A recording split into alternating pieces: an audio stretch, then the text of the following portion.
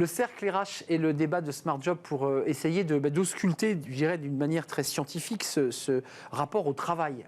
Travailler, c'est quoi? Alors on parle beaucoup de bien-être au travail, et Dieu sait si sur ce plateau on en parle beaucoup, d'entreprises engagées pour l'amélioration de la qualité de vie au travail de leurs collaborateurs. Mais est-ce que c'est suffisant? Et on va en parler avec deux chercheurs, deux experts de ce sujet. Pas du bien-être, mais des sujets du travail, pour être précis. Julie Valentin, ravie de vous accueillir sur le plateau de Smart Job, maître de conférence sciences économiques à la Sorbonne, Université Paris-Panthéon. Merci d'être avec nous. On va parler peut-être pas que de bien-être au travail, mais aussi du travail en lui-même. Merci d'être là. Et puis Bruno Palier, vous êtes venu avec ce livre que vous exposez, et c'est important de le montrer à l'image. Vous êtes directeur de recherche au CNRS, Centre d'études européen et de politique comparée, et que sait-on du travail? Alors c'est un livre collectif, c'est un livre, je pense, c'est un livre référence qui est sorti en 2023 et qui va faire référence. Et vous êtes-vous intéressé à la stratégie du low cost, du travail low cost? On va parler du coût du travail. D'abord un mot, parce que c'est la première question que je pose dans l'émission, dans les titres que nous avons choisis. Quand on vous parle de bien-être au travail, qu'est-ce que vous en pensez? C'est une condition de vie des personnes. C'est-à-dire que le travail, ça reste quelque chose qui définit votre vie de tous les jours. Donc c'est forcément quelque chose qu'il faut prendre en compte. Et ça doit être une question qui ne se pose pas que pour les cadres, qui se pose pour l'ensemble des catégories socio-professionnelles. Mais Bruno Palier, et je pose la même question, mais je la reformule. Est-ce qu'on est un peu comme ça dans des décors de cinéma quand on utilise le bien-être au travail? Parce que quand je lis vos travaux et quand je commence à m'intéresser à ce que vous dites en fait, dans la réalité du quotidien, on a plutôt depuis des décennies une baisse du coût du travail, donc une baisse de la qualité du travail, versus, on nous dit sur ce plateau, mais nous on fait tout pour le bien-être au travail. Et les personnes qui viennent sur ce plateau ne me mentent pas. Elles ont l'air très engagées pour le bien-être au travail. Et pourtant, vous dites le coût du travail baisse et que la qualité se dégrade. Alors, qui dit vrai? Après, ça dépend à qui on demande. Mais quand on demande aux salariés, et il y a beaucoup d'enquêtes, il y a beaucoup de comportements qui montrent qu'il y a un sentiment de perte de la qualité de vie au travail, si on veut utiliser cette expression, qui se vit d'abord dans le fait d'une perte de sens du collectif de travail. Je suis de moins en moins en capacité d'avoir des échanges avec les collègues, mes comparses ou mes supérieurs. Une perte de sens, à quoi je sers, etc. C'est pas seulement le sens général, hein, est-ce que RSE, etc. Ouais. C'est moi. Qu'est-ce que je fais là dans la boîte, voilà. quoi.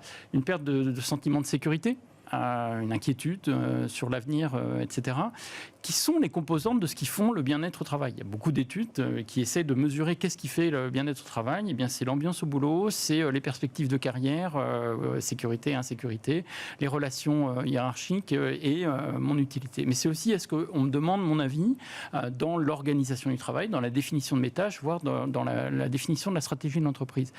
De quoi on vous parle là? On vous parle de mes tâches, l'organisation du travail et la façon dont je suis managé.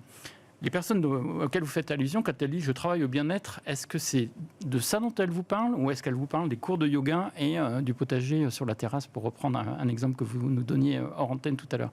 C'est pas la même chose, mais créer des circonstances autour, aux marges, qui semblent chouettes, c'est pas sûr que ça résolve le cœur du problème. Le cœur du problème, c'est l'intensification du travail, c'est le fait de plus se sentir ni reconnu, ni écouté. Ça, c'est un sujet central. Julie Valentin. Oui, je compléterais aussi par rapport à votre question, ça dépend aussi de qui on parle. Je pense que c'est un des points qui est très bien développé dans le livre par un autre auteur. Est-ce que les personnes qui viennent vous parler ici parlent des salariés qui travaillent pour eux, mais qu'ils ne côtoient pas? En fait, il y a un nombre très important de salariés qui sont dans l'entreprise aujourd'hui, mais que les DRH des entreprises ne côtoieront jamais. C'est quoi? C'est une forme d'invisibilité de ces salariés? Il y a une invisibilité, il y a une mise à distance. C'est ce qui est très bien décrit par le texte de Gaucho, par exemple, dans le livre, qu'on peut aussi décrire par ce qui peut se passer dans la sous-traitance. C'est aussi un autre texte qui est raconté. Mais je vais donner un exemple, celui que je maîtrise le mieux, hein, c'est les salariés du nettoyage. Il n'y a pas d'entreprise qui peut fonctionner sans nettoyage. Et c'est la première manière dont on prend soin des autres. Mais ces salariés-là, qui arrivent à 6h, qui repartent à 9h ou qui sont de 18h à 21h, ils ne les verront pas. Et de quel travailleur? Mais ce n'est pas forcément que ces activités-là. C'est vraiment à qui on parle quand on est DRH aujourd'hui, qui on côtoie, qui on sait en dehors de ces cadres pour lesquels on s'interroge, de leur télétravail, de leurs 4 journées, etc. Je crois que dans une tribune dans Le Monde, vous évoquez aussi des enjeux de réduction, et ça c'est un enjeu politique qui d'ailleurs traverse à chacune des élections présidentielles ou législatives la baisse des cotisations sociales. Vous dites que ça a démarré avec Balladur et qu'on n'a jamais arrêté de réduire les cotisations au nom d'un discours entendu, qui peut d'ailleurs être entendu, de réduction des charges, puisque ça revient à dire baisser les charges. C'est un vrai ou un faux sujet quand un entrepreneur ou un chef d'entreprise vous dit qu'il faut baisser les charges parce que je ne peux pas embaucher, parce que le prélèvement est trop important. Et comment vous réagissez, vous qui avez ausculté ce sujet et sur lequel vous n'êtes pas tout à fait d'accord avec cet entrepreneur qui brandit sa banderole, baisser les charges? Moi, j'ai envie de commencer en posant une première question, c'est quel est le prix des voitures allemandes? C'est très cher, les voitures allemandes, on est d'accord. Donc, à quel moment les Allemands se sont-ils dit, étant donné le coût du travail, qui est équivalent dans l'industrie allemande, dans l'industrie française, je ne pourrai jamais exporter. D'accord? Et ils exportent. Ils exportent massivement. Évidemment. Mais ils exportent pourquoi? Parce qu'ils cherchent à faire des produits d'une extrême qualité. Et comment on fait des produits d'une extrême qualité? En s'appuyant sur le savoir-faire, sur la qualité du travail de l'ensemble des salariés, qu'ils forment, qu'ils accompagnent, qu'ils protègent, etc. Pour l'industrie allemande, exportatrice, le travail, ce n'est pas un coût, c'est un atout dans lequel on investit. Vous dites en France, c'est un coût le travail. Mais ce n'est pas moi qui le dis, c'est n'importe quel économiste orthodoxe que vous inviterez sur ce plateau, c'est tous les gouvernements, alors là, de quelle que soit la couleur, depuis les années 80. Inviter un économiste standard ou inviter un gouvernement, si vous prononcez le mot travail, dans les 30 secondes qui suivent, le mot coût apparaîtra. En France, le travail a été considéré comme un coût. Forcément, on ne va pas essayer de le stimuler, de l'élaborer. Julie Valentin, j'avais une question à vous poser, mais vous vouliez peut-être réagir à cette question des cotisations et d'un enjeu de dégradation du travail. Mais c'est vrai que ça pose une question aussi fondamentale, de savoir, imaginons, on enlève les exonérations de cotisations, on remet le coût tel qu'il doit être. Qu'est-ce qui pourrait se passer? Ça veut dire qu'il y aurait peut-être un certain nombre de services qui arriveraient à un niveau où, pour qu'ils soient rentables, les employeurs devraient augmenter leur prix. C'est sûr. Et peut-être que les gens ne les achèteraient pas. Donc il n'y a pas de consentement à acheter ça. Peut-être que cette délibération sociale de savoir quels sont les biens dont on a besoin ou pas se poserait. Elle se poserait autrement. Est-ce qu'on a besoin... Donc on ferait des choix. On ferait des choix. Est-ce qu'on a besoin d'avoir quelqu'un qui va trimballer, qui va emmener le pain au chocolat de quelqu'un dans le 8e arrondissement? Peut-être pas. Et peut-être que du coup, Amazon ne pourrait pas avoir... ne vendre ce service-là parce qu'il serait plus solvable. Et ça poserait cette question-là. Là, cette question, elle est résolue par les exonérations et on n'est pas autour de la table à se demander en fait de quoi on a besoin. Donc c'est pas un mieux disant, mais un moins disant, puisque c'est ce que vous évoquez avec ces livreurs ubérisés qui à vélo vont me livrer mon pain au chocolat à n'importe quelle heure du jour et de la nuit. C'est ça que vous évoquez. Ça peut aussi être ça, la baisse du coût du travail. Alors, vous voyez, ce qui est intéressant, parce que je reviens à l'Allemagne, la question, elle a fait l'objet d'une délibération sur le soin aux personnes âgées dépendantes. Sujet d'actualité. Sujet d'actualité. On part d'un pays qui a un vieillissement un peu plus rapide que nous, mais ça nous attend, et qui sait qu'il y a un besoin, et qui en face n'a pas de salaire minimum. Vous savez, c'était en Allemagne, il n'y avait pas un salaire minimum. Il y en a un depuis cette époque, notamment, où on s'est posé la question de est-ce qu'on en a besoin, est-ce qu'on est prêt à payer? Et ils ne trouvaient pas de personnes prêtes à s'occuper des personnes âgées dépendantes pour ce qui était proposé avant. Et donc ils se sont dit, collectivement, oui, il va falloir qu'on paye plus cher. Et donc c'est un pays qui a créé une profession, des statuts, une rémunération supérieure à celle du SMIC pour la Pflege, ça s'appelle en Allemagne, pour le soin aux personnes âgées dépendantes, parce qu'il y a eu l'opportunité d'avoir ce débat qu'on n'a pas, puisque c'est des baisses généralisées des cotisations sociales. Donc on ne se demande pas quel besoin on a juste considéré que les gens, soi-disant sans qualification, étaient trop chers et donc il faut baisser leurs coûts. Un mot, parce que je ne m'adresse pas à des sociologues, mais vraiment à des économistes, à des spécialistes du travail, mais est-ce qu'on est malade de notre travail en France quand on regarde les chiffres? Parce que, eu égard à ceux qui nous parlent du bien-être au travail, de la raison d'être, des entreprises à mission qui sont des boîtes très engagées, on a des chiffres de burn-out, de dépression, de désengagement, de troubles musculo-squelettiques pour ceux qui ont des charges lourdes, qui sont en pleine explosion. Là aussi, on a l'impression que c'est deux discours qui se croisent ou qui se tournent le dos. Comment vous l'expliquez, ça? Je pense vraiment que c'est cette question-là de ce que c'est que les ressources humaines. Je pense que comme c'est votre public, probablement l'un des points vraiment intéressants, c'est est-ce qu'on achète de la ressource humaine ou est-ce qu'on l'organise, on la gère, on la choisit Et c'est une vraie question. Et c'est vrai que les personnes que vous rencontrez, à mon avis, font cet effort pour certaines catégories de salariés. Pour certaines catégories de salariés. Je pense qu'ils sont dans cette démarche-là. Et c'est une vraie question. On est dans un mouvement très large de transformation du rapport aux ressources humaines, où on veut la consommer, cette ressource humaine, plutôt que de réfléchir à la manière dont on doit l'organiser, la gérer, lui trouver sa place, et l'accompagner. C'est ça, être employeur. Juste Bruno Palier, il y a votre livre, alors on voit la liste des co-auteurs. Il y a aussi un débat qui est posé avant de nous quitter sur notre relation à l'envie de travailler. Ça a été évoqué pendant le Covid. Les gens ne voulaient plus revenir. On entendait des chefs d'entreprise, quand on parlait avec eux, qui disaient « moi, j'arrive plus à faire revenir mes salariés ». Est-ce que depuis le Covid, vous avez le sentiment qu'on a accéléré aussi cette espèce de rapport d'élité au travail et à notre entreprise? Alors moi, je ne crois pas.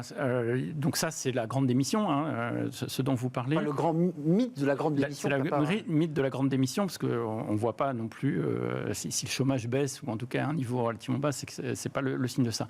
Moi, je pense qu'il faut parler de la grande déception. Une des caractéristiques, on le documente dans le livre, des Français, c'est qu'ils continuent d'attacher une importance au travail beaucoup plus forte que nos voisins, voire que les Américains. C'est-à-dire qu'on a raconté qu'en France, comme partout ailleurs, les gens, ils ont d'autres préoccupations dans la vie, etc.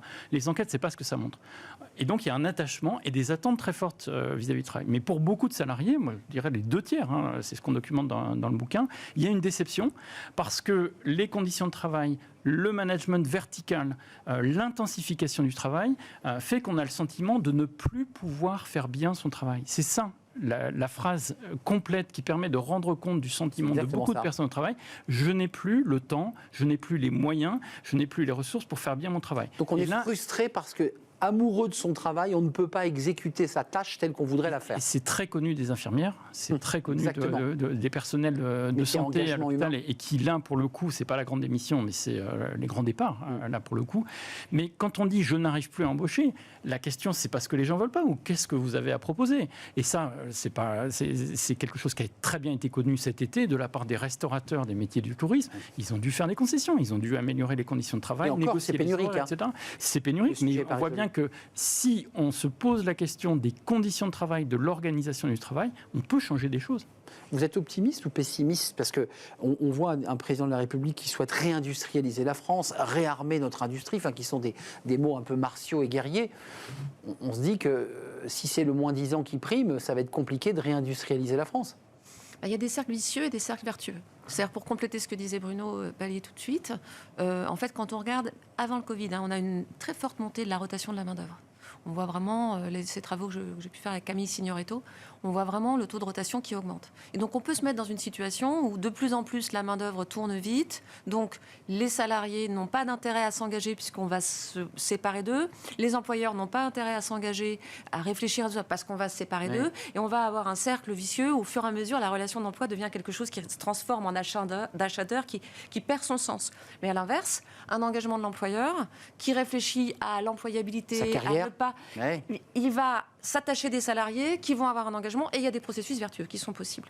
Avec de la productivité, avec des gains de productivité, mais qualitatifs. J'ai 2 experts sur ce plateau. Il y a souvent des débats, là, à n'en pas finir. Est-ce que les Français sont productifs ou pas? Parce qu'on cite la France comme ayant les salariés les plus productifs. Vrai ou pas vrai? Alors, dans les chiffres d'Eurostat, vrai jusqu'à il y a 2-3 ans. C'est ça. C'est-à-dire la productivité horaire, c'est-à-dire quand on bosse... alors, il semble que ça se stabilise, que ça soit moins vrai. Mais je pense qu'on pose mal la question aujourd'hui parce qu'on continue de compter la productivité sur une logique quantitative de l'âge de Charlie Chaplin. Combien tu fais en 1 heure? Mais quand on parle de service... est-ce que c'est vraiment le nombre de... C'est inquantifiable, mais c'est qualifiable. C'est la qualité du service rendu qui compte. Alors, on le sait bien. La question qui se pose, c'est... Et les clients le savent bien, et les personnes qui voudraient fournir des services de qualité le savent bien. Comment on rentre dans un monde où la qualité va devenir fondamentale dans la mesure de la productivité aussi? Je suis frustré parce que vous êtes passionnant. Julie, un dernier mot. Juste pour dire, c'est-à-dire qu'on peut être dans le mécanisme dans lequel on est aujourd'hui, qui est de rajouter des emplois, c'est-à-dire qu'on fait baisser la productivité pour amener le plus de gens un peu n'importe comment, ou on peut, vis-à-vis des personnes, leur donner plus d'heures pour faire correctement leur travail. Et c'est pas la même façon de gérer la productivité, ça veut dire qu'il faut l'apprendre autrement. Je vais vous taquiner, on repasse aux 39 heures. Pourquoi? Non, mais plus d'heures. Leur donner plus de temps pour effectuer leurs tâches. Non, je fais un trait d'humour. C'est parce qu'on compte pas toutes les heures. C'est ça. On ne compte plus toutes les heures de travail que les gens mettent dans leur travail, en fait, qu'on les met sous pression. Hors même travail d'ailleurs, puisque souvent on travaille en dehors de l'espace dans lequel on est habilité à le faire, c'est ce que vous dites. Merci à vous de nous avoir éclairés, ça fait du bien de rentrer avec des chercheurs et des experts. Que sait-on du travail? Est-ce qu'on peut faire un gros plan peut-être sur ce livre collectif, édition Le Monde, Sciences Po? Merci à Bruno Palier, directeur de recherche au CNRS, Centre d'études européen et de politique comparée. Avec ce livre, il est sorti il y a quelques mois, donc toujours disponible. Et merci à Julie Valentin, qui est maître de conférence sciences économiques, Université Paris 1, Panthéon-Sorbonne. Merci de nous avoir rendu visite. On tourne une page, c'est Fenêtre sur l'emploi, et j'accueille mon invité.